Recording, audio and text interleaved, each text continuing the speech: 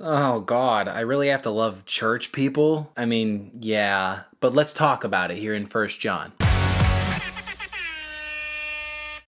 Welcome back to the study on First John. Today we're going to re-examine some verses in John 3 about loving the church specifically. We're going to talk about the difficulty of loving the church, what Jesus commands, and how we can practically live out loving these people. 1 John 3:14 and 15. We know that we have passed out of death and into life because we love the brothers. Whoever does not love abides in death. Everyone who hates his brother is a murderer, and you know that no murderer has eternal life abiding in him. So you've just become a Christian. Great, welcome to the family. But here's a few things that you should know right off the bat. The fellowship of believers that we call the church is made up of a diverse group of people from different walks of life, different countries of origin, different religious backgrounds, different families, different everything. Christians are a massively diverse group of people, and as a result, it can lead to disagreements on a lot of different topics. Here's some examples. My wife tells a story of her first internship experience where some members of the church left a really nasty letter to the worship pastor, letting him know that they had decided to never come back. The church had hung these mason jar lights for the holiday season, and when the holidays ended, they took them down. But that's it. That's the only reason they described in the letter why they were leaving the church. And not only leaving, but leaving angry. I also once knew a worship pastor who had been called gay his whole life for his more effeminate mannerisms, who had been passed up on opportunities at the church because he wasn't manly enough. I've also consistently heard people condemn street ministers for evangelizing the wrong way, even though they themselves would never share their faith in a million years, especially in a setting that public. As foolish and as funny as some of these stories are, the church is made up of people who are really difficult to love sometimes. The church is full of people who come from pasts or maybe even presents that you may be shocked or disgusted by. People who have done some horrible things in their life, or people who may be struggling through current situations that they don't know what to do with. There may be people who practice Christianity differently than you do, or people who believe things politically that you don't. While there are some doctrines that we as Christians cannot disagree on, check out this video, there are also doctrines that we as Christians can disagree on and yet still have unity. Check out this video.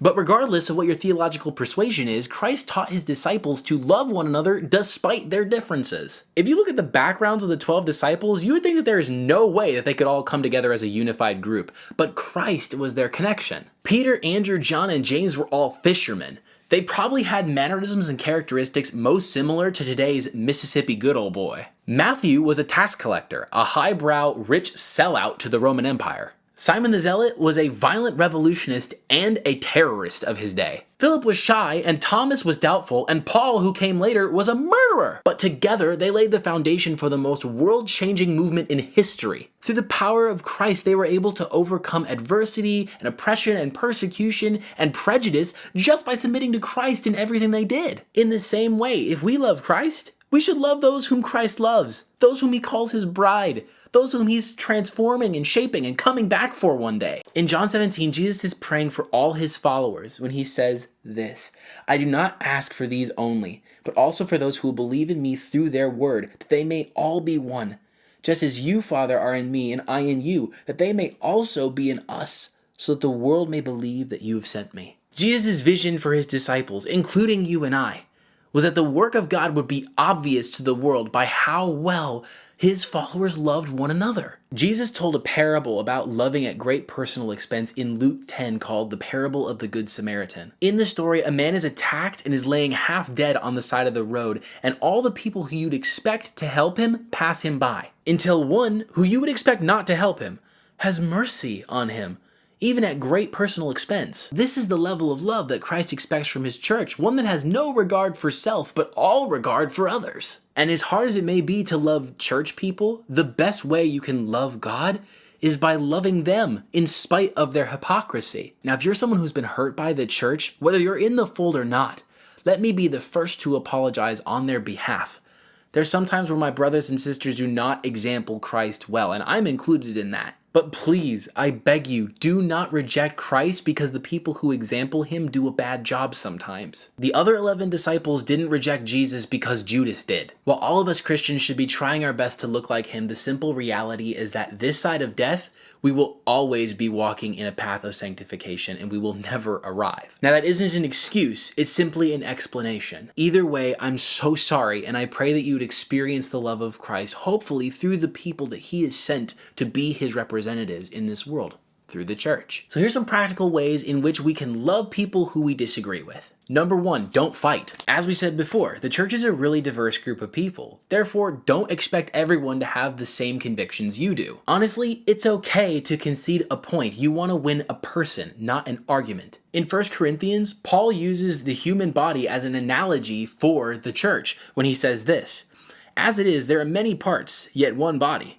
The eye cannot say to the hand, I have no need of you, nor again the head to the feet, I have no need of you. Let there be no division in the body, that the members may have the same care for one another." Ultimately, we need each other, even if we don't understand how. God has knit us together as one community, so let's not pull apart over stupid, silly arguments. Titus 3:9 says, "But avoid foolish controversies, genealogies, dissensions, and quarrels about the law, for they are unprofitable and worthless." Number 2, enjoy the differences. What a boring body of Christ we'd be if everyone agreed with everybody and we were all exactly alike. No, the beauty of the gospel is its universal application to everyone. Revelation 7:9 and 10, "After this I looked, and behold, a great multitude that no one could number, from every nation and all tribes and peoples and languages, standing before the throne and before the Lamb, clothed in white robes, with palm branches in their hands, and crying out with a loud voice, 'Salvation belongs to our God, who sits on the throne, and to the Lamb.'" A part of the reason Jesus came was to bring in the Gentiles, or the non-Jewish nations, into the promises that he offered to Israel. His love is for everyone, as exampled in the cross. And as a result, our love should be for everyone as well. And finally, number 3, step up. A part of what it means to follow Jesus is to go and make disciples. The brother of Jesus shows in his letter that faith, apart from doing anything, is useless. How do you evidence that you love God if you don't do anything? Now, does that mean that everybody has to be a missionary outside the country? No. But it does mean that everybody should be a missionary to their friends, their family, their coworkers, their community, whoever you're around. And the best way that you can minister to them is to show the love of Christ, the way that he showed love to you. Things like homeless shelters or crisis pregnancy centers or foster care are great ways to example the love of Christ in our communities. These 3 are just some of the practical ways in which we can love people, both in and outside the church. And as cliche as it might be, the most important way that we can keep in mind how best to love the church especially is to ask ourselves, what would Jesus do? Look, I know this phrase has gotten old, and it does still hold today, but in order to example Christ, you first have to know him. Read his word, pray, abide in his love, and by doing so, let that love pour out onto others. Thank you so much for joining me for this study of 1 John. If you like this video, feel free to check out our channel for more content coming alongside believers as we explore what it means to be citizens in the kingdom of heaven. For in the risen Christ, the kingdom is here.